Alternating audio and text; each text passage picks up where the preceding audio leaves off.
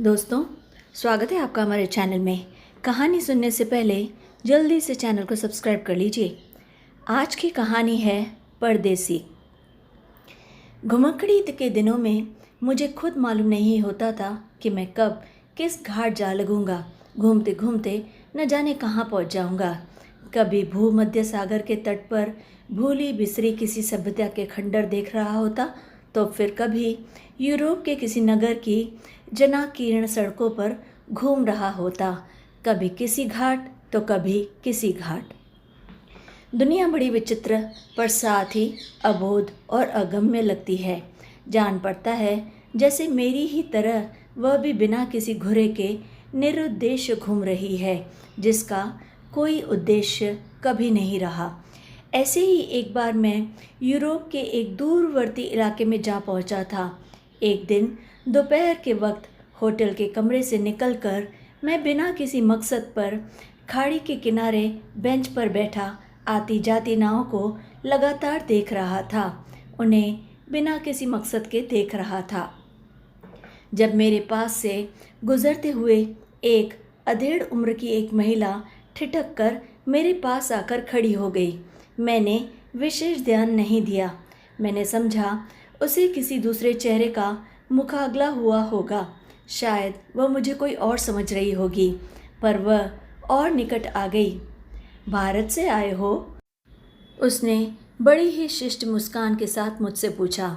मैंने भी मुस्कुराकर सिर हाँ में हिला दिया। मैं देखते ही समझ गई थी कि तुम हिंदुस्तानी ज़रूर होंगे।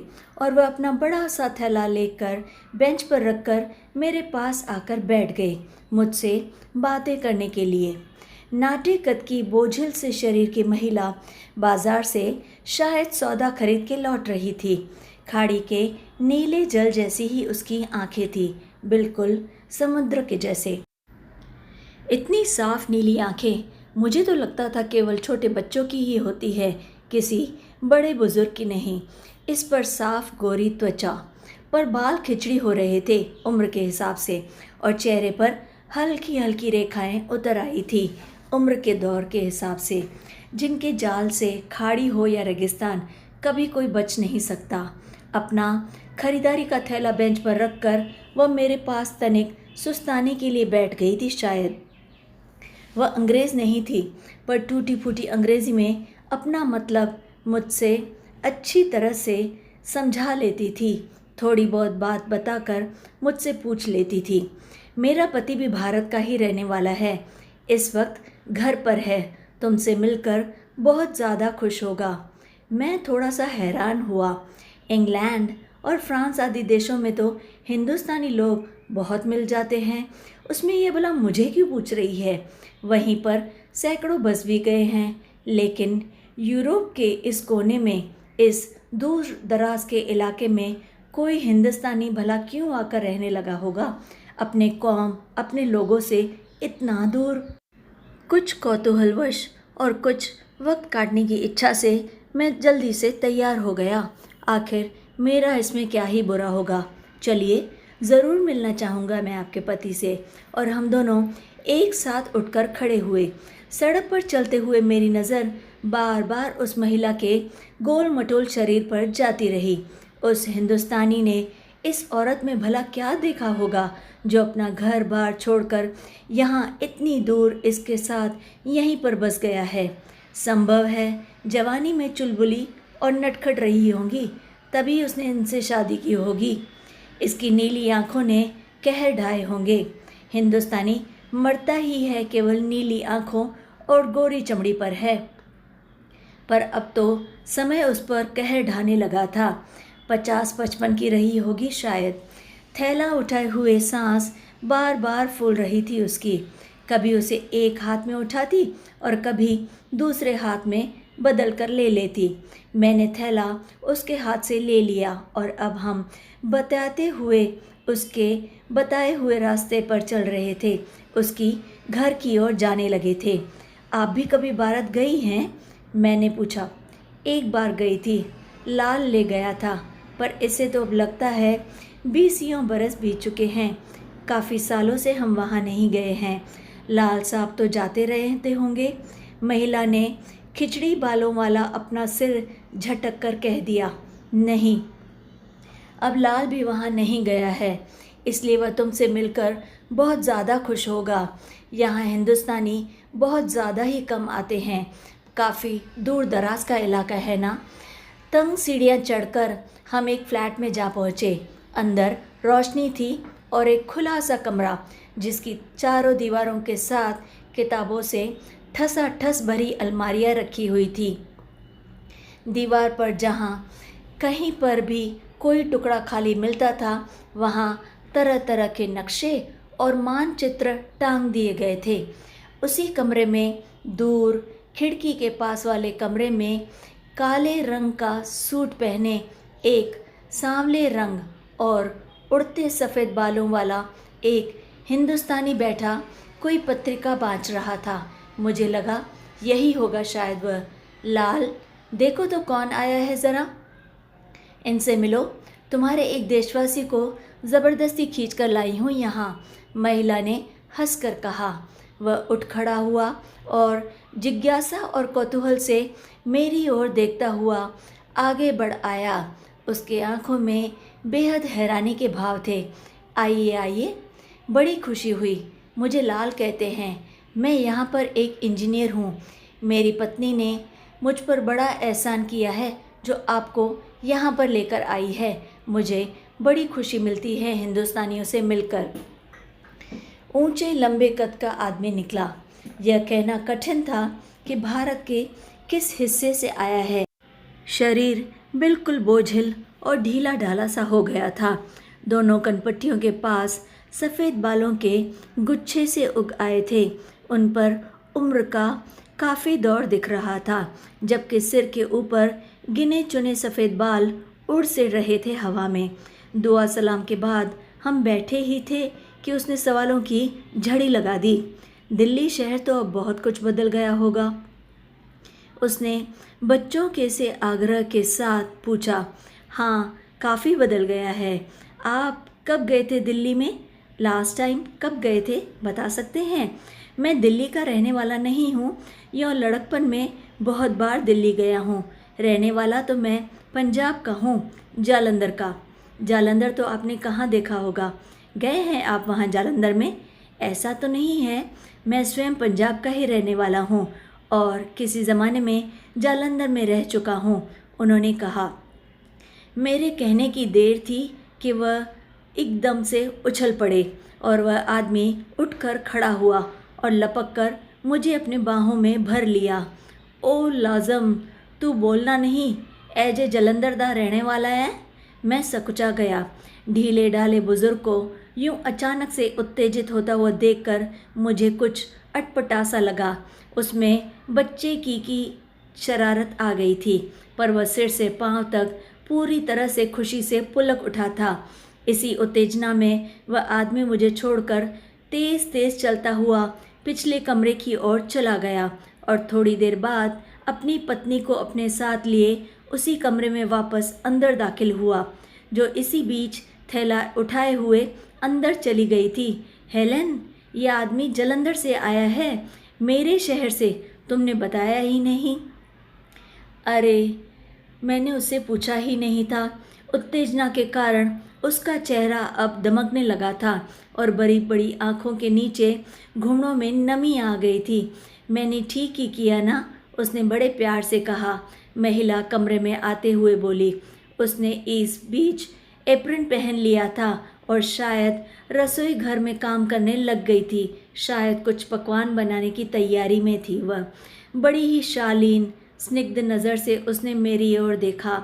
उसके चेहरे पर वैसी ही शालीनता झलक रही थी जैसे पहली बार में दिखी थी, जो दसियों वर्ष तक शिष्टाचार निभाने के बाद स्वभाव का एक अंग बन जाती है। वह मुस्कुराती हुई मेरे पास आकर बैठ गई, जैसे वह भी अपने पति के साथ सब कुछ सुनना चाहती हो। लाल मुझे भारत में जगह जगह घुमाने ले गया था। आगरा, बनारस, कलकत्ता, हम बहुत घूमे थे, बहुत ज़्यादा। वह बुज़ुर्ग इस बीच टकटकी बांधे मेरी ओर लगातार देखे जा रहा था। उसकी आंखों में वही रूमानी किस्म का देश प्रेम झलकने लगा था, जो देश के बाहर रहने वाले आमतौर पर हिंदुस्तानी की आंखों में होता है, अपने किसी देशवासी से मिलने पर एक साथ चमकने लगता है।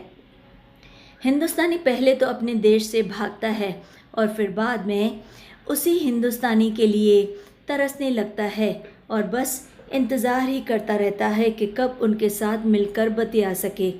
भारत छोड़ने के बाद आप बहुत दिन से भारत नहीं गए हैं, आपकी श्रीमती बता रही थी।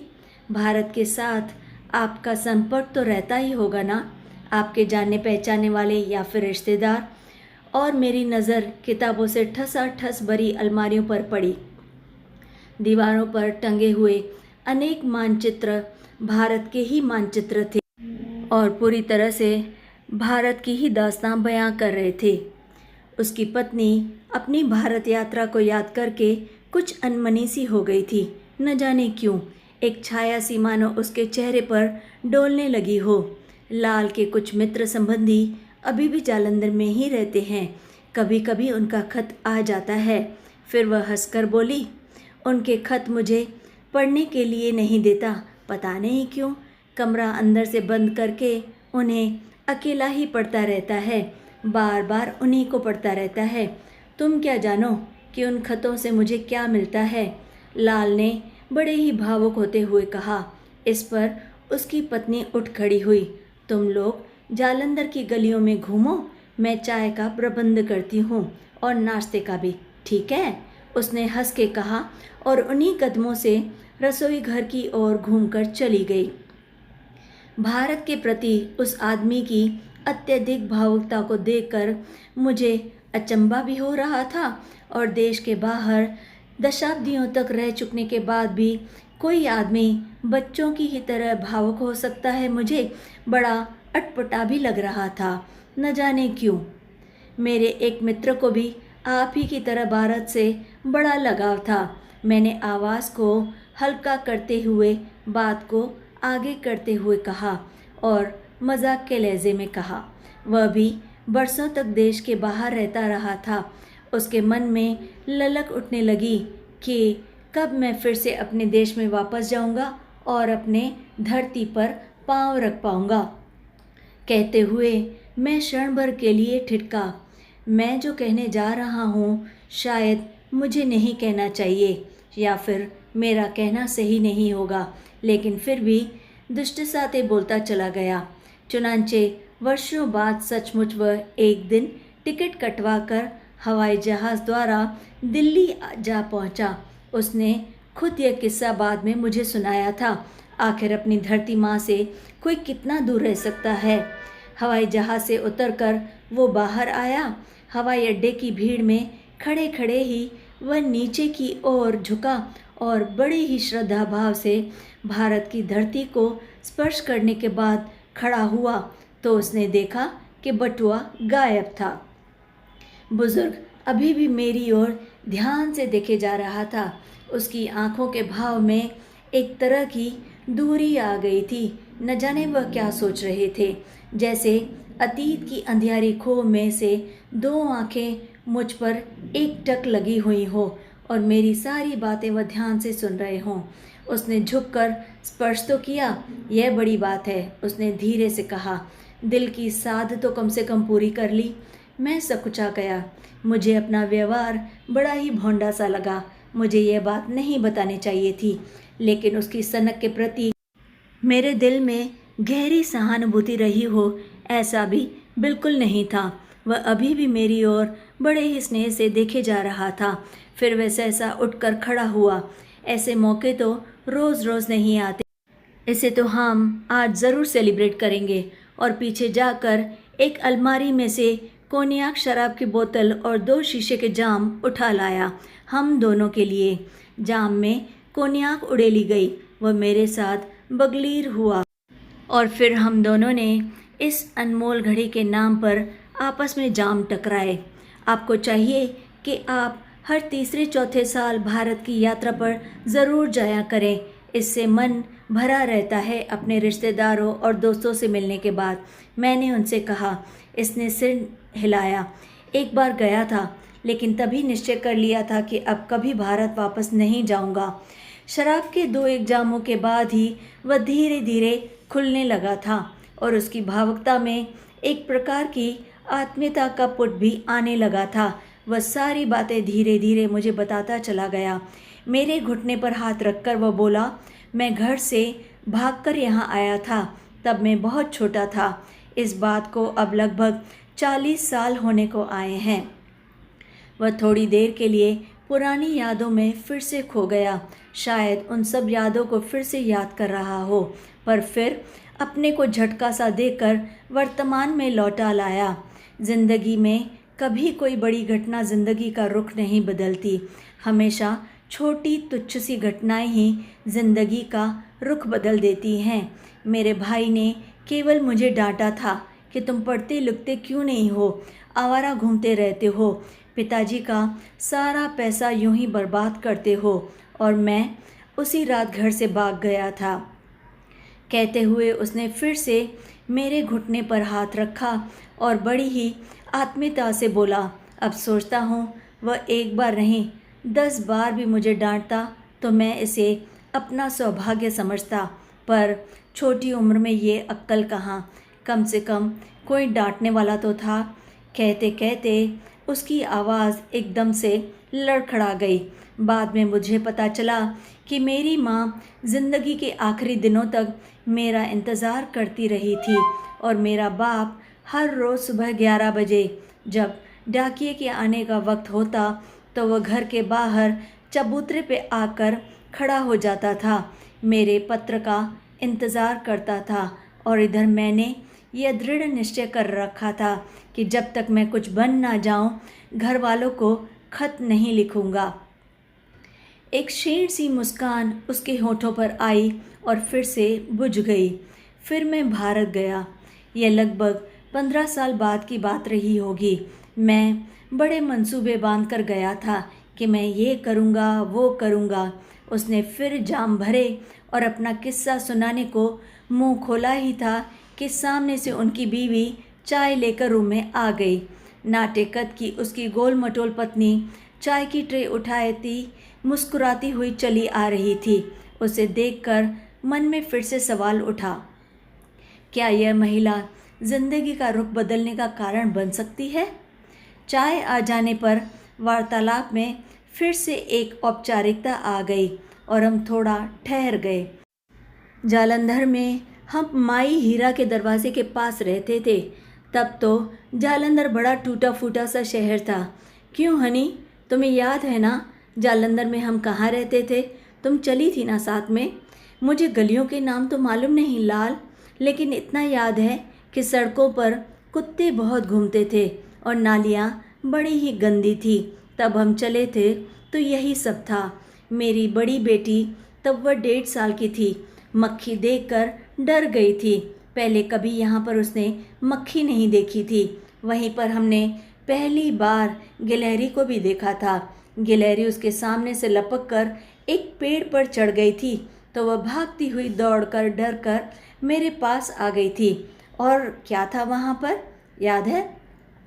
हम लाल के पुश्तैनी घर में रहे थे। चाय पीते पीते समय हम इधर उधर की बातें करते रहे, भारत की अर्थव्यवस्था की, नए नए उद्योग धंधों की, और मुझे लगा कि देश से दूर रहते हुए भी यह आदमी देश की गतिविधि से बहुत ज़्यादा परिचित है। उन सब का वह ज़रूर ध्यान रखता है।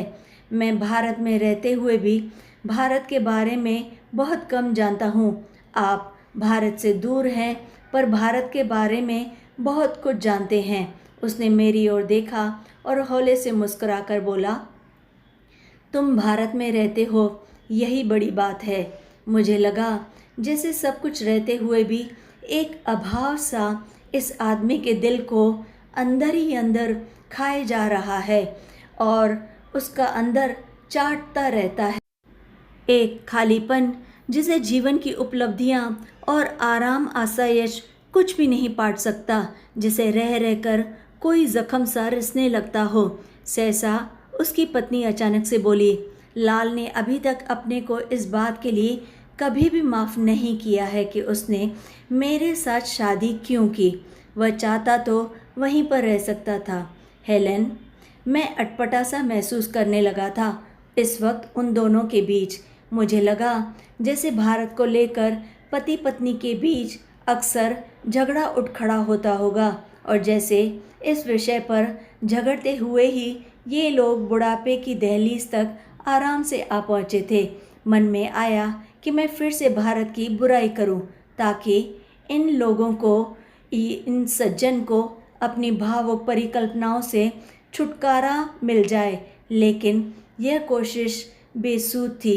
सच कहती हूँ, उसकी पत्नी लगातार कहे जा रही थी इसे भारत में ही शादी करनी चाहिए थी, तब यह जिंदगी भर खुश रहता।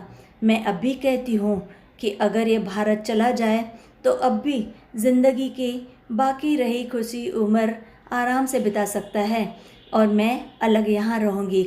हमारी दोनों बेटियाँ बड़ी हो गई हैं, मैं अपना ध्यान रख लूँगी। वह बड़ी ही संतुलित निर्लिप्त आवाज़ में लगातार कहे जा रही थी। उसकी आवाज़ में न तो शिकायत का स्वर था और ना ही शोक का, मानो अपने पति के ही हित की बात बड़े ही तर्कसंगत और सुचिंतित स्वर में बता रही हो। उसने आगे कहा, पर मैं जानती हूँ यह वहाँ पर भी सुख से नहीं रह पाएगा। मैं इसे अच्छी तरह से जानती हूँ। अब तो वहाँ की गर्मी भी यह बर्दाश्त नहीं कर पाएगा, और वहाँ पर इसका बैठा ही कौन है। कोई भी तो रिश्तेदार अब बाकी नहीं है। माँ रही नहीं और ना ही बाप। भाई ने मरने से पहले पुराना पुश्तैनी घर भी बेच दिया था। अब तो वहाँ भी नहीं जा सकते। Helen, please. बुजुर्ग ने वास्ता डालने के लहजे से उसे चुप रहने का इशारा किया। अब की बार मैंने स्वयं इधर उधर की जानबूझकर बातें छेड़ दी। पता चला कि उनकी 2 बेटियां हैं जो इस समय घर पर नहीं थी। बड़ी बेटी बाप की ही तरह इंजीनियर बनी थी, जबकि छोटी बेटी अभी तक यूनिवर्सिटी में ही वहीं पास में ही पढ़ रही थी। कि दोनों बड़ी ही समझदार और प्रतिभा संपन्न हैं। क्षण भर के लिए मुझे लगा कि मुझे इस भावुकता की ओर अधिक ध्यान देना नहीं चाहिए। आखिर मैं होता ही कौन हूँ उन दोनों के बीच में आने वाला। इसे सनक से ज़्यादा नहीं समझना चाहिए, जो इस आदमी को कभी कभी या शायद हर रोज़ परेशान करने लगती है। मैं भला क्या करता। जब अपने वतन का कोई आदमी इससे मिलता है तो वह ऐसा ही भावुक होता होगा। मेरे चले जाने के बाद भावुकता का यह ज्वार उतर जाएगा, मैंने सोचा, और यह फिर से अपने दैनिक जीवन की पटरी पर आ जाएगा। आखिर चाय का दौर अब ख़त्म हुआ और हमने एक सिगरेट सुलगाया। कोन्याक का दौर अभी भी चालू था और थोड़े थोड़े वक्त के बाद चल ही रहा था। कुछ देर सिगारों की चर्चा चली। इसी बीच उसकी पत्नी चाय के बर्तन उठाकर वापस किचन की ओर बढ़ गई, जैसे अपना अधूरा काम पूरा करने चली गई हो। हाँ, आप कुछ बता रहे थे कि कुछ छोटी सी घटना घटी थी। वह क्षण भर के लिए ठिठका, जैसे फिर से कुछ याद कर रहा हो। उसने सिर टेढ़ा करके फिर से मुस्कुराने लगा। तुम अपने देश से ज़्यादा देर बाहर नहीं रहे ना, इसलिए नहीं जानते कि परदेश में दिल की कैफियत कैसी होती है। पहले कुछ साल तो मैं सब कुछ भूले रहा, पर भारत से निकले हुए जब 10-12 साल बाद भारत की याद रह रहकर मुझे सताने लगी तो मैं बड़ा ज़्यादा परेशान रहने लगा। मुझ पर एक जुनून सा तारी हो गया था। मेरे व्यवहार में भी एक बचपना सा आने लगा था। कभी कभी मैं कुर्ता पजामा पहनकर सड़कों पर यूं ही बिना किसी वजह से घूमने लगता था, ताकि लोगों को पता चले कि मैं हिंदुस्तानी हूँ और किसी वजह से यहाँ रह रहा हूँ और मैं भारत का रहने वाला हूँ। कभी कभी तो जोधपुरी चप्पल पहन लेता और फिर यूं ही यहाँ वहाँ घूमने लगता, जो मैंने लंदन से मंगाई थी। लोग सचमुच बड़े ही कौतूहल से मेरी चप्पल की ओर देखते और मुझे इसमें बड़ा सुख मिलता। मेरा मन चाहता कि सड़कों पर पान चबाता हुआ निकलूं, जैसे तुम सब भारत में करते हो। धोती पहनकर चलूं। मैं सचमुच दिखाना चाहता था कि मैं भीड़ में खोया हुआ एक हिंदुस्तानी हूँ, अजनबी नहीं हूँ। मेरा भी कोई देश है, मैं भी कहीं का रहने वाला हूँ। परदेश में रहने वाले हिंदुस्तानी के दिल को जो बात सबसे ज़्यादा सालती है वह यह है कि वह परदेश में एक के बाद एक सड़क लांघता चला जाए और उसे कोई जानता या पहचानता भी नहीं, जबकि अपने वतन में उसी सड़क पर चलते वक्त हर तीसरा आदमी आपको अच्छे से पहचानता है और हर वह बंदा आपसे वाकिफ़ होता है। दिवाली के दिन मैं घर में मोमबत्तियां लाकर जला देता हूँ। हेलन के माथे पर बिंदी लगाता, उसकी मांग में लाल रंग भरता। मैं इस बात के लिए तरस तरस जाता कि रक्षाबंधन का दिन हो और मेरी बहन अपने हाथों से मुझे राखी बांधे और मुझसे कहे, भैया मेरे वीर जुग जुग जिए। मैं वीर शब्द सुन पाने के लिए तरस तरस जाता हूँ। ये छोटी छोटी चीज़ों के लिए मैं जैसे अब तक तरस रहा हूँ। आखिर मैंने भारत जाने का फ़ैसला कर ही लिया। मैंने सोचा मैं हेलन को भी अपने साथ ले चलूँगा और अपनी 1.5 बरस की बच्ची को भी। हेलन को भारत की सैर कराऊँगा और यदि उसे भारत पसंद आ गया तो हम दोनों वहीं पर रह जाएंगे और वहाँ पर मैं कोई छोटी मोटी नौकरी करके वहीं पर बस जाऊँगा। पहले तो हम भारत में घूमते घामते रहे, दिल्ली, आगरा, बनारस। मैं एक एक जगह बड़े चाव से इसे दिखाता और इसकी आंखों में इसकी प्रतिक्रिया देखता रहता। इसे कोई भी जगह पसंद होती तो मेरा दिल जैसे गर्व से भर उठता था। फिर हम जालंधर गए, मैं जहाँ पर बचपन से रहता था। कहते ही वह आदमी फिर से अनमना सा होकर नीचे की ओर देखने लगा और चुपचाप सा हो गया। मुझे लगा जैसे वह मन ही मन दूर अतीत में खो गया है और खोता ही चला जा रहा है। पर सहसा उसके कंधे झटक दिए और फर्श की ओर आंखें करते हुए बोला। जालंधर में पहुंचते ही मुझे घोर निराशा हुई। फटीचर सा शहर, लोग ज़रूरत से ज़्यादा काले और दुबले, सड़कें टूटी फूटी पड़ी थी। सभी कुछ जाना पहचाना तो था, लेकिन बहुत छोटा और बहुत टूटा फूटा। मुझे वहाँ बहुत अजीब लग रहा था।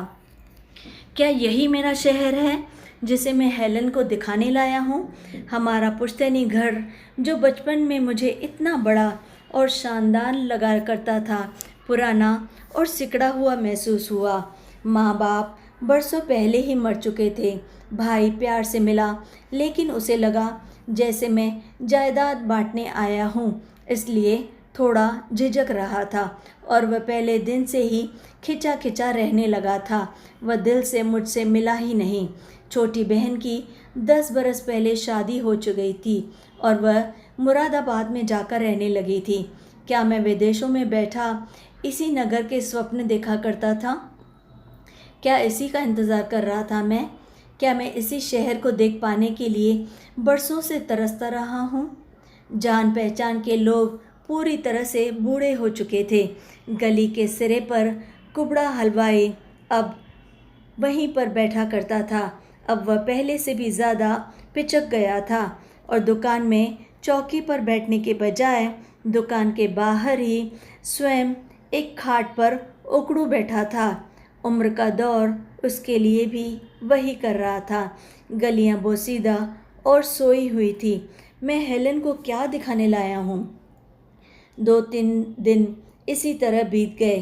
कभी मैं शहर से बाहर खेतों में चला जाता तो कभी गली बाजार में घूमता रहता, पर दिल में कोई स्फूर्ति नहीं थी, कोई उत्साह नहीं था।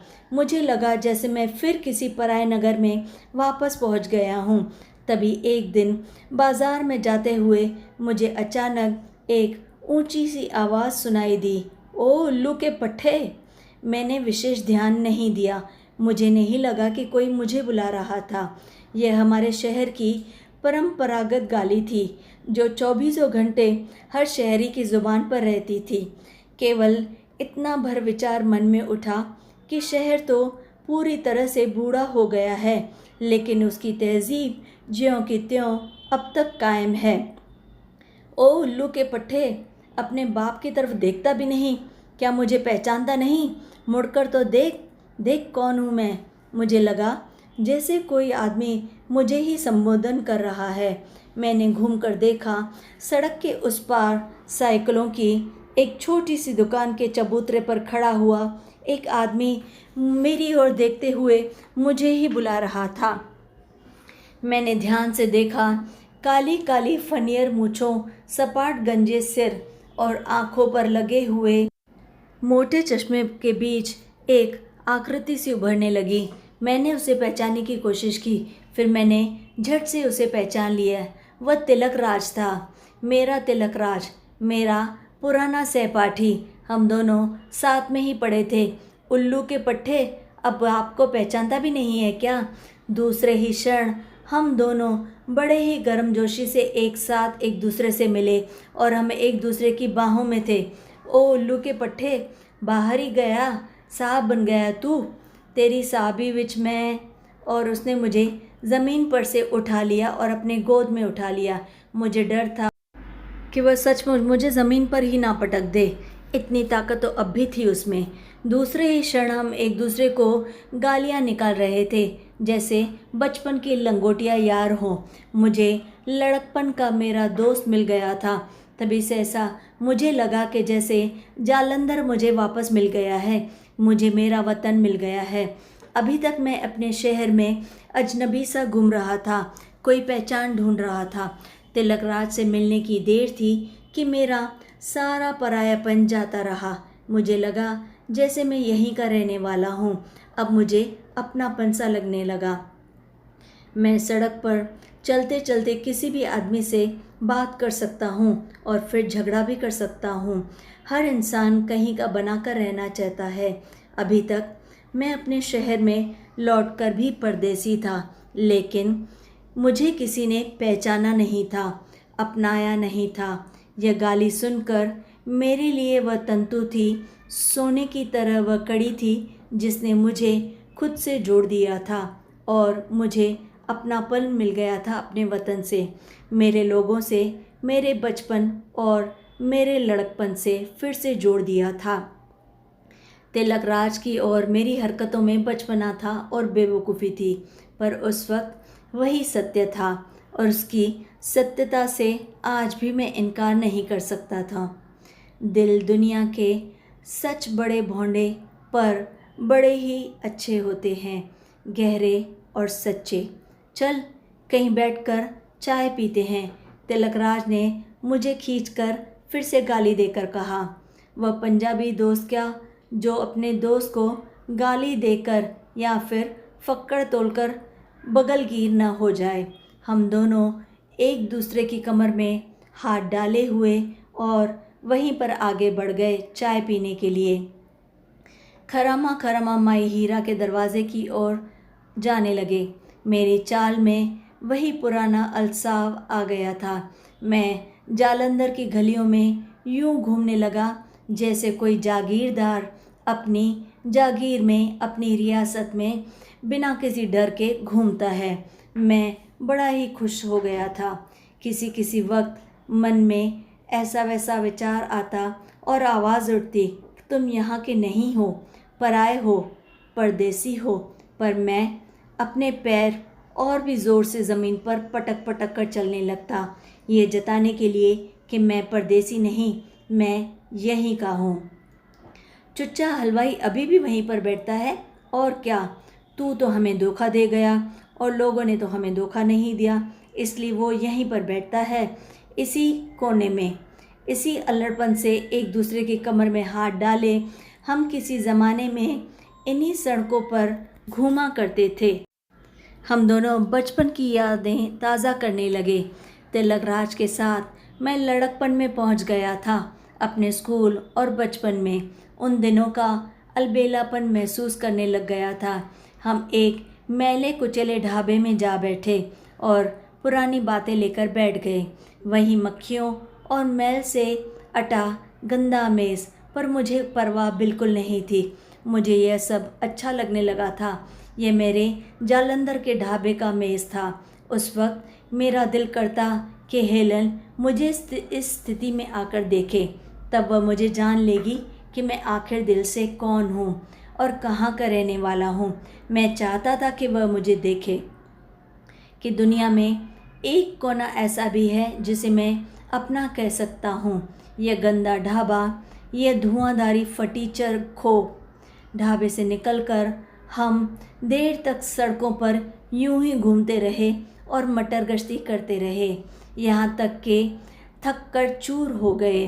वह उसी तरह मुझे अपने घर लेकर गया, ठीक उसी तरह जैसे बचपन में मैं उसे पहले उसके घर तक छोड़ता था, उसके घर सामने तक गया, जैसे लड़कपन में करता था। उसे उसके घर तक छोड़ने जाता था, फिर वह मुझे मेरे घर तक छोड़ने आता था।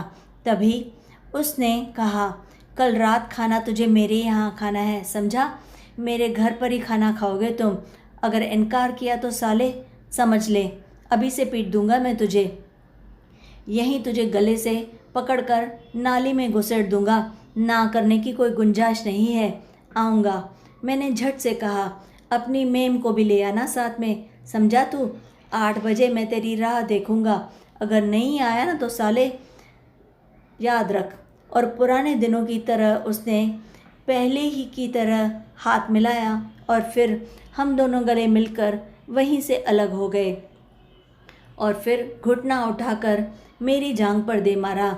यही हमारा विदा होने का बचपन में ढंग हुआ करता था। उसे अभी तक यह सब याद था। जो पहले ऐसा कर जाए वह कर जाए। मैंने भी उसे गले से पकड़ लिया और नीचे गिराने का अभिनय करने लगा। यह स्वांग था। मेरी जालंधर की यही सब यात्रा मुझे छलावा सी लगती थी। मैं इन्हीं सब बातों में खुश होता था। कोई भावना मुझे हाँके चले जा रही थी और मैं इस छलावे में ही खोया रहना चाहता था। दूसरे रोज़ 8 बजते न बजते हेलन और मैं उसके घर जा पहुँचे। बच्ची को हमने पहले ही खाना खिलाकर घर पर ही सुला दिया था। हेलन ने अपनी सबसे बढ़िया पोशाक पहनी, काले रंग का फ्रॉक जिस पर बड़ी ही अच्छी सलीकेदार सुनहरी कसीदाकारी हो रही थी। कंधों पर नारंगी रंग का स्टोल डाला और बार बार कहने लगी, तुम्हारा पुराना दोस्त है तो मुझे बन समझ कर ही जाना चाहिए था ना। मैं हाँ कह देता, पर उसने एक एक प्रसाधन पर वह और भी ज़्यादा ध्यान देने लगी। सच पूछो तो मुझे यह सब समझ में ही नहीं आ रहा था। हमारे जालंधर में यह सब चलता ही नहीं है। न तो काला फ्रॉक और ना ही बनाव श्रृंगार और ना स्टोल और इत्र फुलेल की जालंधर में सही बैठते थे। सच पूछो तो मैं दिल से चाहता भी नहीं था कि हेलन मेरे साथ जाए। न जाने क्यों मैंने एक आध बार उसे टालने की कोशिश भी की थी, जिस पर वह बिगड़ कर बोली थी, वाह जी, तुम्हारा दोस्त हो और मैं उससे ना मिलूं, ऐसा भला हो सकता है? मैं ज़रूर चलूँगी। फिर तुम मुझे यहाँ लाए ही क्यों हो? यहाँ क्या घर में बिठाने के लिए? हम लोग तो ठीक 8 बजे उसके घर पहुँच गए, लेकिन उल्लू के पट्टे ने मेरे साथ धोखा किया। मैं समझे बैठा था कि मैं और मेरी पत्नी ही उसके परिवार के साथ खाना बैठकर खाएंगे, लेकिन जब हम उसके घर पहुँचे तो हम देखकर हैरान हो गए। उसने पूरा जालंधर इकट्ठा कर रखा था। सारा घर मेहमानों से भरा था। तरह तरह के लोग बुलाए गए थे। मुझे बड़ी ही झेप हुई। अपनी ओर से वह मेरा शानदार स्वागत करना चाहता था और भारत की यही प्रतिक्रिया भी होती है, वह भी पंजाबी स्वभाव के अनुरूप ही। दोस्त बाहर से आए और वह उसकी खातिरदारी ना करे, ऐसा भला हो सकता है क्या? अपनी ज़मीन जायदाद बेचकर भी वह मेरी खातिरदारी करता। अगर उसका बस चलता तो वह बैंड बाजा भी बुला लेता। इतना दिलदार था मेरा दोस्त। पर मुझे बड़ी कोफ्त हुई जब हम पहुँचे तो बैठक वाला कमरा मेहमानों से पहले ही पूरी तरह से भर चुका था। उनमें से अनेक मेरे परिचित भी निकल आए और मेरे मन में फिर से वही पुराने ख्याल हिलोरे मारने लगी। पत्नी से मेरा परिचय कराने के लिए मुझे बैठक में से रसोई घर की ओर ले गया। वह चूल्हे के पास बैठी कुछ तल रही थी। वह झट से उठकर खड़ी हुई, दुपट्टे के एक कोने से अपने हाथ पोंछते हुए आगे बढ़ आई मुझसे मिलने के लिए। उसका चेहरा लाल हो रहा था और बालों की लट माथे पर झूल आई थी। ढेठ पंजाबन, अपनत्व से भरी हुई, मिलनसार और हंसमुख, उसे यूं उठता देखकर मेरा सारा शरीर झंझना उठा। मेरी भावज भी चूल्हे से ऐसे ही उठ आया करती थी, दुपट्टे के कोने से हाथ पोंछती हुई। मेरी बड़ी बहनें भी और मेरी माँ भी सब ऐसे ही किया करती थी। पंजाबी महिला का सारा बांकापन, सारी आत्मीयता उनमें जैसे निखर निखर आई थी। किसी पंजाबन से मिलना हो तो रसोई घर की दहलीज पर वहाँ आकर ही उससे मिलो। मैं सराबोर उठा उसे देखकर। वह सिर पर पल्ला ठीक से करती हुई बड़े ही प्यारे अंदाज में लज्जाती हुई सी मेरे सामने आकर खड़ी हो गई मुझसे मिलने के लिए। भाभी, ये तेरा घरवाला तो पहले दर्जे का बेवकूफ़ है। तुम इसकी बातों में क्यों आ गई? इससे क्यों शादी कर ली तूने? इतना आडंबर करने की भला क्या ज़रूरत थी? इतने लोगों को क्यों जमा किया है तुम लोगों ने? हम लोग तो तुमसे मिलने आए हैं। फिर मैंने तिलक राज की ओर मुखातिब होकर कहा, उल्लू के पट्टे, तुझे मेहमान नवाजी करने को किसने कहा था? इतने सारे लोग जमा कर लिए, भला क्यों? हरामी, क्या मैं तेरा मेहमान हूँ? मैं तुझसे निपट लूँगा बाद में, देख लीजो। उसकी पत्नी कभी मेरी ओर देखती तो कभी अपने पति की ओर, और फिर धीरे से बोली, आप आएँ और यहाँ आकर बैठे, हम खाना भी न करें? ऐसा होता है क्या भला? आपके आने भर से, आपके पैरों से तो हमारा घर ही पवित्र हुआ है। मेहमानों से तो सब खुश हो जाते हैं। यही वाक्य जो शताब्दियों से हमारी गृहणियाँ मेहमानों से कहती आ रही हैं। फिर वह हमें छोड़कर सीधा मेरी पत्नी से मिलने चली गई और फिर उसी के साथ थोड़ी देर बैठ गई और जाते ही उसका हाथ पकड़ लिया और बड़ी ही आत्मीयता से उसे खींचती हुई एक कुर्सी की ओर ले गई, उसे जबरन वहाँ बैठा दिया। वह यूँ व्यवहार कर रही थी जैसे उसका भाग्य ही जाग गया हो हमारे उनके घर आने से। हेलेन को कुर्सी पर बैठाने के बाद वह स्वयं नीचे फर्श पर बैठ गई। वह टूटी फूटी अंग्रेज़ी बोल लेती थी और बेधड़क बोले जा रही थी। वह हेलेन से अच्छी तरह व्यवहार कर रही थी। हर बार उनकी आंखें मिलती तो वह हंस देती, जैसे भारी खुशी आ गई थी उसके मन तन में। उसके लिए हेलेन तक अपने विचार पहुंचाना कठिन था, लेकिन अपनी आत्मीयता और स्नेह भाव उस तक पहुंचाने में उसे कोई कठिनाई नहीं हो रही थी। उस शाम तिलक राज की पत्नी हेलेन के आगे पीछे घूमती रही, उसका बहुत ज़्यादा ध्यान कर रही थी। कभी अंदर से कढ़ाई के कपड़े उठा लाती और एक एक करके हेलेन को दिखाने लगती, तो कभी फिर उसका हाथ पकड़कर उसे अपने रसोईघर में ले जाती और वहाँ पर उसे एक एक व्यंजन दिखाती कि उसने बड़े ही प्यार से न जाने क्या क्या बनाया है और कैसे कैसे बनाया है। फिर वह अपनी कल्लू की शाल उठा लाई और उसे उसकी कारीगरी दिखाने लगी। जब उसने देखा कि हेलेन को वह खूब पसंद आई है तो उसने उसके कंधों पर डाल दिया। इस सारी आवभगत के बावजूद हेलेन बुरी तरह थक गई थी। उसे इन सब चीज़ों की आदत नहीं थी और वैसे भी भाषा की कठिनाई के बावजूद वह बड़ी ही शालीनता के साथ सबसे पेश आई थी। अजनबी लोगों के साथ आखिर कोई कितना शिष्टाचार दिखा सकता है और कितनी देर भला शिष्टाचार निभाता रहे। अभी ड्रिंक्स ही चल रहे थे जब वह एक कुर्सी पर थक कर वहीं पास में बैठ गई। जब कभी मेरी नज़र हेलेन की ओर उठती तो वह नज़र नीची कर लेती, जिसका मतलब था कि वह बुरी तरह से थक गई थी। मैं चुपचाप इस इंतज़ार में बैठी हूँ कि कब तुम सब कुछ ख़त्म करके मेरे साथ घर चलोगे और मुझे यहाँ से ले चलो। रात के 12 बजे के करीब पार्टी ख़त्म हुई और तिलकराज के यार दोस्त नशे में बुरी तरह झूमते हुए अपने अपने घर जाने लगे, अपने अपने घर वालों के साथ। उस वक्त तक काफ़ी शोरगुल होने लगा था, कुछ लोग बहकने भी लगे थे। एक आदमी के हाथ से तो शराब का ग्लास भी टूट चुका था, वहीं पर धरती पर पड़ा था। और हम जब निकलने लगे, हमारे जाने की बारी आई तो हेलन भी मेरे साथ उठ खड़ी हुई। वैसे भी वह काफ़ी थकी हुई थी। तो तिलकराज ने पंजाबी दस्तूर के मुताबिक कहा, बैठ जा, कोई जाना वाना नहीं है, समझा तू? नहीं यार, अब चलें, बहुत देर हो गई है। उसने मुझे धक्का देकर वापस कुर्सी पर फेंक दिया। हमारा यही अंदाज होता है पंजाबियों का, कुछ हल्का हल्का सरूर और कुछ पुरानी याद।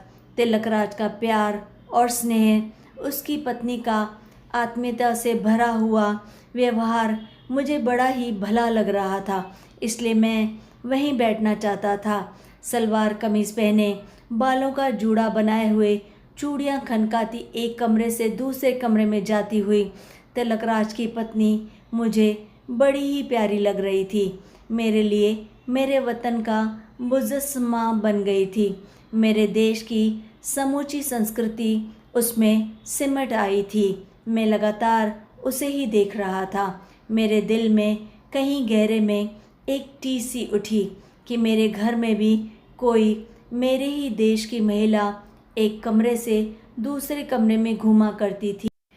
पुरानी यादें फिर से मेरे मन में ताज़ा होने लगी। उसी की हंसी गूंजती मेरे ही देश के गीत गुनगुनाती हुई। वर्षों से मैं उन बोलों के लिए जैसे तरस गया था जो बचपन में अब घर में सुना करता था। प्यारे पुराने गीत। हेलन से मुझे कोई शिकायत नहीं थी। मेरे लिए उसने क्या नहीं किया था। उसने चपाती बनाना भी सीख लिया था, दाल छोंकना सीख लिया था और ऐसी कई छोटी मोटी चीज़ें जो हम भारत में किया करते हैं, वह उसने सब सीख लिया था। शादी के कुछ समय बाद ही वह मेरे मुंह से सुने गीत टप्पे भी गुनगुनाने लगी थी। इतना ध्यान रखती थी वह मेरा। कभी कभी सलवार कमीज़ पहनकर मेरे साथ घूमने निकल पड़ती। रसोई घर की दीवार पर उसने भारत का ही एक मानचित्र भी टांग दिया था। मेरी हर खुशी में वह खुश रहती थी, जिस पर अनेक स्थानों पर लाल पेंसिल से हमने निशान लगा रखे थे कि जालंधर कहाँ है और दिल्ली कहाँ है और अमृतसर कहाँ है। जहाँ मेरी बड़ी बहन रहती थी, उसे हमारे घर और परिवार के बारे में सब कुछ पता था। भारत संबंधी जो भी किताबें मिलती वह उठा लाती। जब कभी कोई हिंदुस्तानी मिल जाता तो उसे भी खींचकर उसे आग्रह अनुरोध करके घर पर ले आती। पर उस समय मेरी नज़र में यह सब बनावटी था, नकल थी, मुलगम्मा था। आखिर इंसान क्यों नहीं विवेक और समझदारी के बल पर अपना जीवन व्यतीत कर सकता? हमेशा क्यों अपना दिमाग लगाता रहता है? क्यों सारा वक्त तरह तरह के अरमान उसके दिल को मत्ते रहते हैं? इसी वजह से वह कभी भी पूरी तरह से खुश नहीं होता। फिर मैंने आग्रह से उसे कहानी के बारे में आगे पूछा। उसने मेरी ओर देखा और उसके चेहरे की मांसपेशियों में हल्का सा कंपन हुआ। वह मुस्कुराकर कहने लगा, तुम्हें क्या बताऊं? तभी मैं एक भूल कर बैठा। हर इंसान कहीं न कहीं पागल होता है और पागल बना रहना चाहता है। बस यही गलती मुझसे भी हो गई।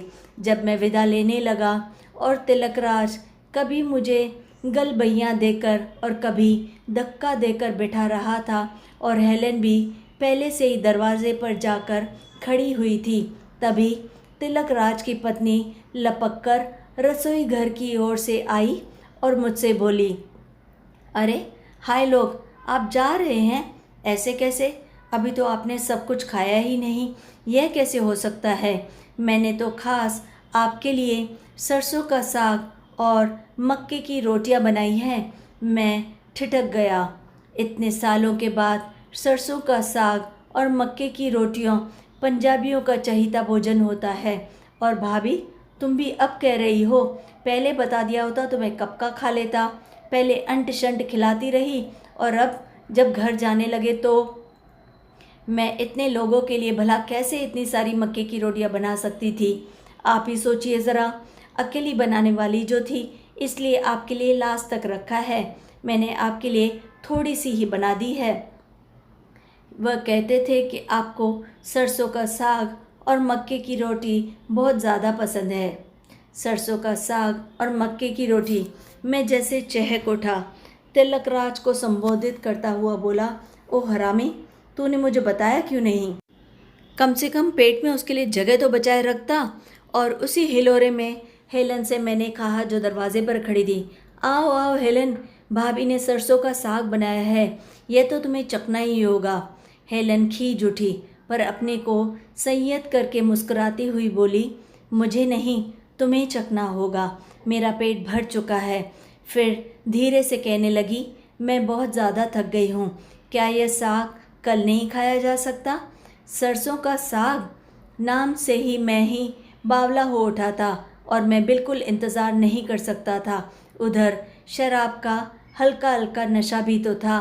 भाभी ने खास हमारे लिए बनाया है, तुम्हें ज़रूर अच्छा लगेगा। आओ ना हेलन, अंदर आ जाओ। और फिर बिना हेलन के उत्तर का इंतज़ार किए हुए मैं लगभग दौड़ता हुआ किचन की ओर भागा।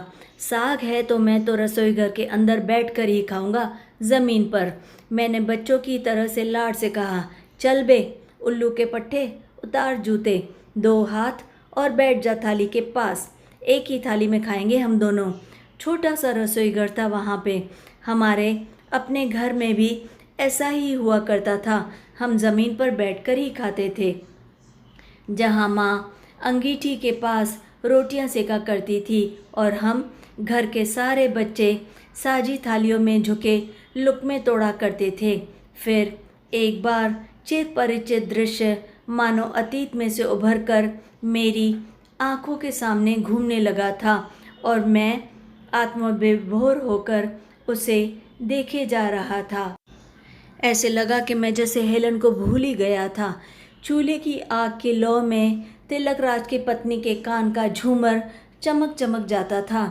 सोने के कांटे में लाल नगीना पंजाबियों को बहुत ज़्यादा फपता है। इस पर हर बार तवे पर रोटियां सेकने पर उसकी चूड़ियाँ एक साथ खनक उठती और वह दोनों हाथों से गर्मा गर्म रोटियां हमारे थाली में डाल देती, तवे से उतार कर हंसते हुए हमारे थाली में बार बार डाल देती। यह दृश्य मैं बरसों बाद देख रहा था और यह मेरे लिए किसी स्वप्न से भी अधिक सुंदर और हृदयग्राही था। मैं सब कुछ अपने मन में समेट लेना चाहता था। मुझे हेलन की सुध भी नहीं रही थी। मैं बिल्कुल भूले हुए था कि बैठक में हेलन अकेली बैठी हुई मेरा इंतज़ार कर रही है। मुझे डर था कि अगर मैं रसोई घर से उठ गया तो मेरा स्वप्न भंग हो जाएगा, यह सुंदरतम चित्र टुकड़े टुकड़े हो जाएगा। लेकिन तिलक राज की पत्नी उसे नहीं भूली थी। वह सबसे पहले एक तश्तरी में मक्के की रोटी और साथ में सरसों का साग का एक कटोरा लिए हुए उस पर थोड़ा सा मक्खन रखकर उसे हॉल में बैठी हुई हेलन के लिए ले गई थी। बाद में 2-1 बार बीच बीच में उठकर उसके पास जाकर कुछ न कुछ लेती जा रही थी। लेकिन खाना खा चुकने पर भी जब हम लोग रसोई घर में से निकलकर बैठक में आए तो मैंने देखा कि हेलन को वहाँ कुर्सी पर ही बैठे बैठे नींद आ गई थी और वह वहीं पर सो गई थी और तिपाई पर मक्के की रोटी अछूती रखी थी। उसने उसे छुआ तक नहीं था। हमारे कदमों की आहट पाकर उसने आंखें खोली और उसी शालीन शिष्ट मुस्कान के साथ वहीं पर उठ खड़ी हुई। विदा लेकर जब हम लोग बाहर निकले तो चारों ओर सन्नाटा छाया हुआ था। नुक्कड़ पर हमें एक तांगा मिल गया। तांगे में घूमे हुए बरसों बीत चुके थे। मैंने सोचा हेलन को भी इसकी सवारी अच्छी लगेगी, पर जब हम लोग तांगे में बैठकर घर की ओर जाने लगे तो रास्ते में हेलन अचानक से बोली, कितने दिन और तुम्हारा विचार है यहाँ जालंधर में रहने का? ज़रा बता दो ना तो। वह क्यों, अभी से ऊब गई क्या? आज तो मैं बहुत परेशान किया, क्या करूं? आई एम सॉरी हेलन, मुझे पता ही नहीं चला कि इतना समय हो गया है। हेलन चुप रही, न हूँ न हाँ, उसने कुछ भी नहीं कहा। हम लोग पंजाबी लोग सरसों के साग के लिए पागल हुए रहते हैं। आज मिला तो मैंने सोचा कि जी भर के खाऊंगा। तुम्हें कैसे लगा, बताओ ना। सुनो, मैं सोचती हूँ मैं यहाँ से लौट जाऊँ। तुम्हारा जब मन आए तुम वापस चले आना। यह क्या कह रही हो हेलन? क्या तुम्हें मेरे लोग पसंद नहीं हैं? भारत में आने पर मुझे मन ही मन कई बार ये ख्याल आया था कि अगर हेलन और बच्ची यहाँ साथ में नहीं आती तो मैं शायद थोड़ा खुलकर घूम फिर सकता था। उनकी वजह से मैं देर रात तक कहीं भी बैठ नहीं पाता था और फिर आराम से छुट्टी मना सकता था। पर मैं स्वयं ही बड़े आग्रह से उसे अपने साथ लाया था। मैं चाहता था कि हेलन मेरा देश देखे, मेरे लोगों से मिले, हमारी नन्ही बच्ची के संस्कारों में भारत के संस्कार भी जुड़ें और यदि हो सके तो मैं भारत में ही छोटी मोटी नौकरी कर लूं और फिर हमेशा के लिए यहीं बस जाऊं। हेलन की शिष्ट संतुलित आवाज़ में मुझे रुलाई का आभास हुआ। मैंने दुलार से उसे आलिंगन में भरने की कोशिश की। उसने धीरे से मेरी बाँह को परे हटा दिया। मुझे दूसरी बार उसके इर्द गिर्द अपनी बाँह डाल लेनी चाहिए थी, लेकिन मैं स्वयं तुनक कर उठ बैठा। तुम तो बड़ी ढींगे मारा करती हो कि तुम्हें कुछ भी बुरा नहीं लगता, और अब क्या हुआ? और अभी 1 घंटे में ही तुम्हारी कलई खुल गई। तांगे में हिचकोले खाते हुए मैं नाराज़ होते हुए बोला।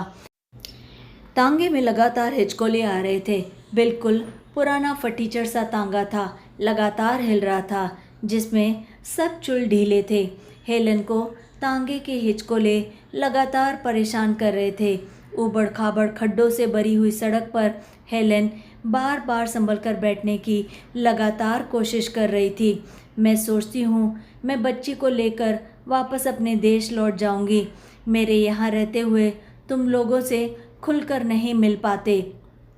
उसकी आवाज़ में औपचारिकता का वैसा ही पुट था जैसा सरसों की साग की तारीफ़ करते समय रहा होगा। झूठी तारीफ़ और यहाँ झूठी सद्भावना। तुम खुद सारा वक्त गुमसुम बैठी रहती हो। मैं इतने चाव से तुम्हें अपना देश दिखाने लाया हूँ, पर तुम देखना ही नहीं चाहती। तुम अपने दिल की भूख मिटाने आए हो, मुझे अपना देश दिखाने नहीं, समझे? उसने स्थिर लेकिन बड़े ही समतल ठंडी आवाज़ में कहा। और अब मैंने तुम्हारा देश देख लिया है, जितना देखना था देख लिया। मुझे चाबुक सी लगी। इतना बुरा क्या है मेरे देश में जो मैं इतनी नफ़रत से उसके बारे में बोल रही हूँ? क्या मैं जान सकता हूँ? हमारा देश गरीब है तो क्या, हमारा अपना तो है। इसके बाद और मैं क्या कहूँ तुमसे? हेलन फिर से भड़क उठी और बड़े ही नाराज़ शब्दों में फिर से कहा, मैंने तुम्हारे देश के बारे में कुछ नहीं कहा। तुम्हारी चुप्पी ही बहुत कुछ कह देती है। जितनी ज़्यादा तुम चुप रहती हो उतना ही ज़्यादा विष घोलती हो। वह चुप हो गई। अब उससे कुछ भी कहते नहीं बना। अंदर ही अंदर मेरा हीन भाव, जिससे उन दिनों हम सब हिंदुस्तानी ग्रस्त रहते थे, उसी में फिर से सिमट गया, छटपटाने लगा था। आक्रोश और तिलमिलाहट के उन क्षणों में भी मुझे अंदर ही अंदर कोई रोकने की कोशिश कर रहा था। मुझे ज़्यादा नहीं बोलना चाहिए था। अब बात और आगे नहीं बढ़ाओ, बाद में तुम्हें ही अफसोस होगा। लेकिन मैं पूरी तरह से बेकाबू हुआ जा रहा था। अंधेरे में भी मैं ये नहीं देख पाया कि हेलन की आंखें अब भर आई थी और वह उन्हें बार बार आंसू पोंछ रही थी। तांगा हिचकोले खाते आगे बढ़ रहा था और साथ साथ मेरी बौखलाहट भी बढ़ती जा रही थी। आखिर तांगा हमारे घर के आगे जाकर खड़ा हुआ। हमारे घर की बत्ती जलती छोड़कर घर के लोग अपने अपने कमरों में जाकर सो रहे थे। मुझे अभी भी समझ में नहीं आ रहा था कि हेलन कहना क्या चाहती है। कमरे में पहुंचकर हेलन ने एक बार फिर से कहा, तुम्हें किसी हिंदुस्तानी लड़की से शादी करनी चाहिए थी। खामखा मेरे चंगुल में तुम फंस गए। उसके साथ तुम ज़्यादा खुश रहते, मेरे साथ तुम बंधे बंधे महसूस करते हो। हेलन ने आंख उठाकर मेरी ओर देखा। उसकी नीली नीली बड़ी आंखें मुझे कांच की बनी लगी, ठंडी, कठोर और भावनाहीन। तुम सीधा क्यों नहीं कहती हो कि तुम्हें एक हिंदुस्तानी के साथ ब्याह नहीं करना चाहिए था? अपना दोष मेरे मत्थे क्यों मढ़ रही हो? मुझ पर इस बात का दोष क्यों लगाती हो? मैंने ऐसा कुछ नहीं कहा, वह बोली और पार्टीशन के पीछे कपड़े बदलने चली गई। वह काफ़ी नाराज़ लग रही थी मुझसे। दीवार के साथ एक और हमारी बच्ची पालने में सो रही थी और मेरी आवाज़ सुनकर वह उठकर कुनकुनाई। इस पर हेलन झट से पार्टीशन के पीछे से निकलकर लौट आई और बच्ची को धीरे धीरे से थपथपाकर वापस से सुलाने लगी। इस वक्त वह जाग जाती, वो बुरी तरह से रोने लगती। बच्ची फिर से गहरी नींद में सो गई और हेलन पार्टीशन की ओर फिर से बढ़ गई। तभी मैंने पार्टीशन की ओर पीछे जाकर गुस्से से कहा, जब से भारत आए हैं आज पहले दिन कुछ दोस्तों से मिलने का मौका मिला, उस पर भी तुम्हारा मुंह बना हुआ है। तुम्हें वह भी बुरा लग रहा है। लानत है ऐसी शादी पर। तुम शायद फंस गई हो मुझसे शादी करके। मैं जानता था पार्टीशन के पीछे से कोई कुत्तर नहीं आएगा। बच्ची सो रही हो तो हेलन कमरे में चलती भी दबे पाँव थी। शायद उसकी नींद खराब ना करनी हो इस वजह से। बोलने का तो सवाल ही नहीं उठता, पर वह उसी समतल आवाज़ में धीरे से बोली, तुम्हें मेरी क्या परवाह? तुम तो मज़े से अपनी दोस्त की बीवी के साथ फ्लर्ट कर रहे थे। मुझे आग लग गई। मैं और फ्लर्ट कर रहा था? हेलन, क्या बकवास कर रही हो? क्या बक रही हो? मुझे लगा जैसे उसने एक अत्यंत पवित्र, अत्यंत कोमल और सुंदर चीज़ को एक झटके में तोड़ दिया हो। तुम समझती हो मैं अपनी दोस्त के बीवी के साथ फ्लर्ट करूँगा? क्या ऐसा हूँ मैं? तुम भी तो वहीं पर थी ना। मैं क्या जानूँ कि तुम क्या कर रहे थे? मुझे तो यही दिख रहा था। जिस ढंग से तुम सारा वक्त उसी की ओर देख रहे थे, तो उससे तो यही झलकता है। दूसरे क्षण में लपक कर पार्टीशन के पीछे जा पहुंचा और हेलन के मुंह पर सीधा एक ज़ोर से थप्पड़ दे मारा। उसने दोनों हाथों से अपना मुंह ढांप लिया। एक बार उसकी आंखें टेढ़ी होकर मेरी ओर देख रही थी, लेकिन मैं क्या करता। पर वह चिल्लाई नहीं। थप्पड़ पड़ने पर उसका सिर पार्टीशन से जा टकराया था, जिससे उसकी कनपट्टी पर एक छोटी सी चोट आई थी। मार लो, अच्छे से मार लो। अपने देश में लाकर तुम मेरे साथ ऐसे व्यवहार करोगे, मैंने कभी सपने में भी नहीं सोचा था। मैं तुम्हारे साथ बिल्कुल नहीं आती। उसके मुंह से यह वाक्य निकलने की देरी थी कि मेरी टांगें लरच गई और मेरा शरीर ठंडा पड़ गया। हेलन ने चेहरे पर से हाथ हटा लिए थे। उसके गाल पर थप्पड़ का गहरा निशान पड़ गया था। मुझे अपनी गलती का एहसास हो गया था। पार्टीशन के पीछे वह केवल कमीज़ पहने सिर झुकाए हुए खड़ी थी, क्योंकि उसने अपना कपड़े बदल लिए थे। उसके सुनहरे बाल चितराकर उसके माथे पर फैले हुए थे। यह मैं क्या कर बैठा था? यह गलती मुझसे कैसी हो गई? यह मुझे क्या हो गया था?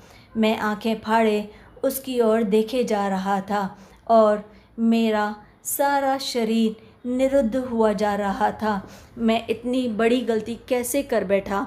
मेरे मुंह से फटी फटी सी एक हुंकार निकली, मानो दिल का सारा शोक और दर्द अनुकूल शब्द न पाकर मात्र क्रंदन से ही छटपटा कर व्यक्त हो पाया हो। मैं पार्टीशन के पीछे से निकलकर बाहर अपने घर के आंगन में चला गया।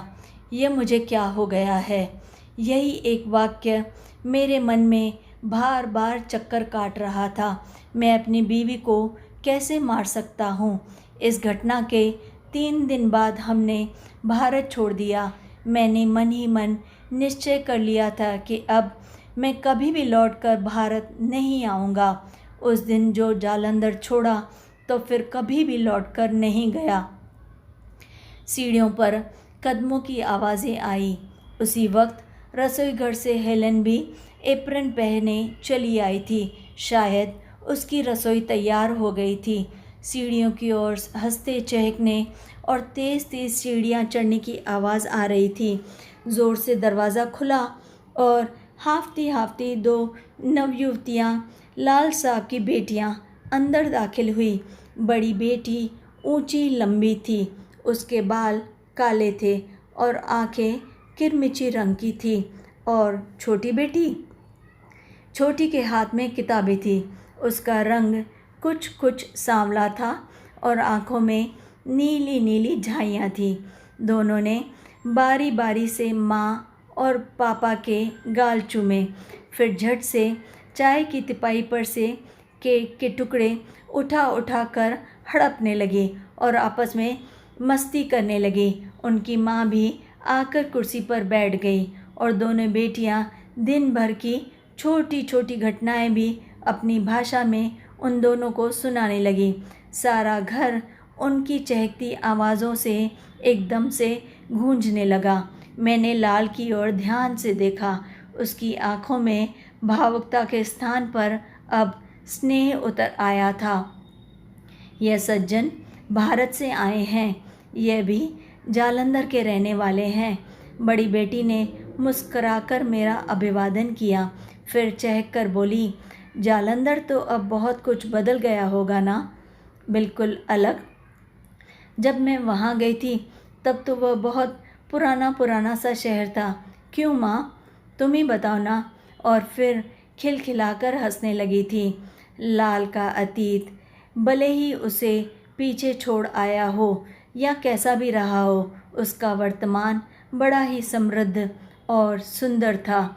वह मुझे मेरे होटल तक छोड़ने आया। खाड़ी के किनारे ढलती शाम के सायों में देर तक हम टहलते बतियाते रहे। वह मुझे अपने नगर, अपने शहर के बारे में लगातार बताता रहा, अपने व्यवसाय के बारे में भी। इस नगर में उसने अपनी उपलब्धियों के बारे में जो कुछ पाया था मुझे सब कुछ बताया। वह बड़ा ही समझदार और प्रतिभा संपन्न व्यक्ति निकला। आते जाते अनेक लोगों के साथ उसकी दुआ सलाम हुई। मुझे लगा शहर में उसकी अच्छी खासी इज्जत है। और फिर मैं उसी उधेड़बुन में खो गया कि इस आदमी का वास्तविक रूप भला कौन सा है।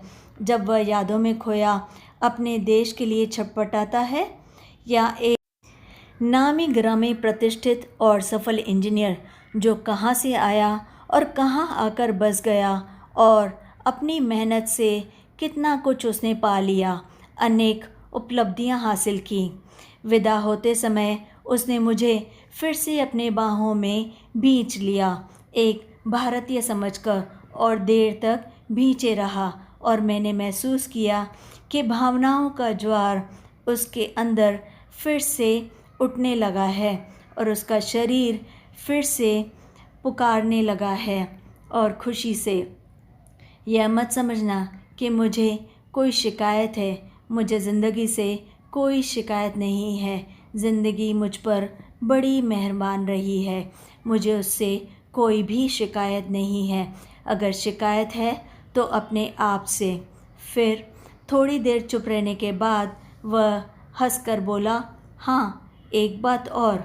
एक बात की चाह मन में अभी तक मरी नहीं है, इस बुढ़ापे में भी अब तक नहीं मरी है कि सड़क पर चलते हुए कभी कोई मुझे अपना पुराना दोस्त अचानक कहीं से आवाज़ लगाए, ओ उल्लू के पट्टे, और मैं लपक कर उस आदमी को अपने छाती से लगा लूं। कहते हुए उसकी आवाज़ फिर से लड़खड़ा गई। तो दोस्तों, कैसी लगी आपको ये कहानी? अगर अच्छी लगे तो लाइक और शेयर ज़रूर करें और चैनल को याद से सब्सक्राइब भी कर लें। कमेंट्स में अपनी राय हमें ज़रूर बताएं। तब फिर लाइक, शेयर एंड सब्सक्राइब।